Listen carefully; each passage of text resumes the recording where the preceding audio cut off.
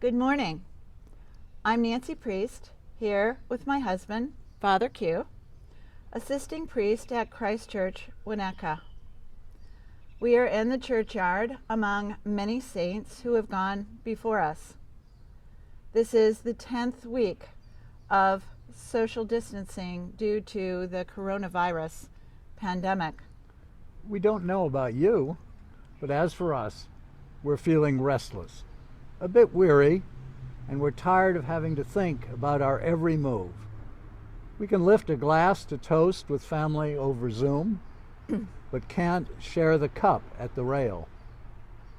We can blow a kiss to a loved one via FaceTime, but fear contamination from their in-person touch.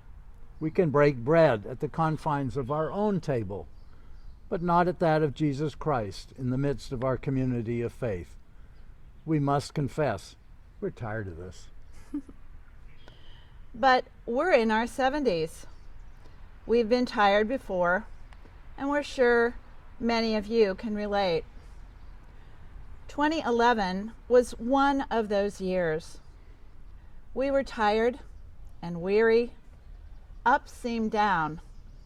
Down seemed up. Everywhere seemed nowhere, and nowhere seemed everywhere. Prayerfully, then as now, we asked for guidance, for no good reason, just because. We started to read the Bible. Each day, an Old Testament passage, a New Testament passage, a psalm, and a proverb. Just because. Bible reading developed into a routine. Despite our seminary educations, neither of us had read the Bible cover to cover. So we picked it up and read it just because. Many of you have heard us say that the church is just about the only intergenerational organization that exists in our society today, consisting of saints and elders, adults, teens, and children of all ages. We are fortunate to be a part of this family of faith that reaches back centuries and forward into the hope of a peace that passes all understanding. We are fortunate to believe in those ancestral stories that offer us strength for the journey. Since 2011, we've read the Bible cover to cover 8 times and continue to do so. Each day, it reveals a new insight from the past for the present. We laugh at ourselves when we read of those who wandered the desolate, dry desert, trudging for 40 years with steadfast hope toward the promised land when 10 weeks of shelter in place has us worn out. In these days of quarantine fatigue, we so get what the Father in Mark 9:24 says after Jesus has healed his son. I believe, help my unbelief.